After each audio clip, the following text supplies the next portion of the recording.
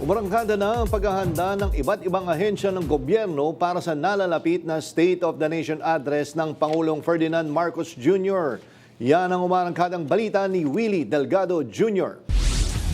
I know all of you are experts already in organizing the SONA. Isang simpleng SONA. Yan ang pambungad na mensahe ni House Secretary General Attorney Cheloy Garafil sa harap ng iba't ibang ahensya na dumalo sa ipinatawag na interagency meeting sa Kamara. Sumasalamin ito sa panawagan ng Pangulong Ferdinand R. Marcos Jr. na gawing maingat at responsable ang paggastos sa kanyang ikalimang State of the Nation Address.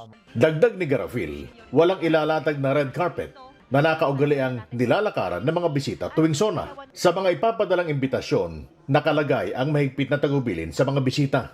The operative word for this year, I think, will be a simple SONA. In keeping with the time. So there will be no red carpet, no long gowns. As you can see in the invitations that we've prepared, we've specifically mentioned that we're encouraging everyone, especially the ladies, to just wear simple Filipiniana dress. Ayon kay Garafil, ang tema ay nakasentro sa pagiging simple at praktikal, alinsunod sa kasalukuyang kalagayan ng bansa. Layon kasi na makita ng mga Pilipino ang pagiging maingat ng gobyerno sa paggamit ng pondo ng bayan. Bilin kasi ito ng Pangulong Marcos Jr. na gawing simple pero marangal ang SONA. Even some of the preparations that we've done are all geared towards keeping it simple but still dignified.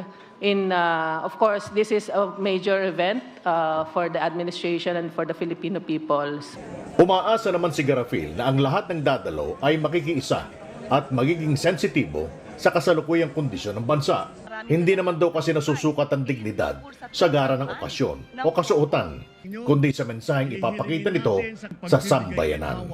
Ako si Willie Delgado Jr. ng PRTV News, nagseserbisyo para sa Pilipino.